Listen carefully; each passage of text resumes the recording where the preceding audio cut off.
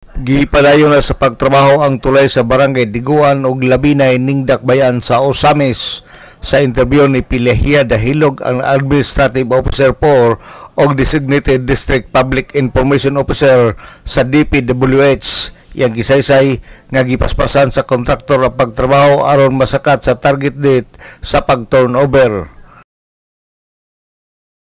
As per sa among construction chip, ongoing na siya ng mga trabaho, sir. So, padayon na sila, ilan na po ni kamutan nga mapaspas o mahuman siya. Ano sa target mo? Dili ko kapon sa target date, pero basta gitrabaho gina nila kay ilagi na abson nga maabot sila sa asang kuan. Pero ang budget na niya po?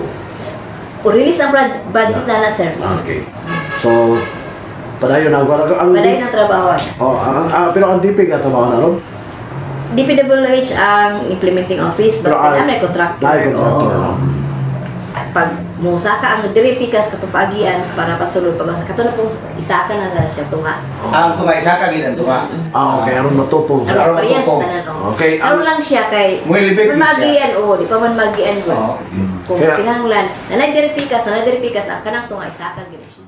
Sa proyekto sa road concreting sa Barangay Kinumansor padulong sa Barangay Gala, natapos na ang pisuan sa maong proyekto ug nagpaabot na usab kini sa sunod nga pundo aron sa pagpadayon sa maong proyekto.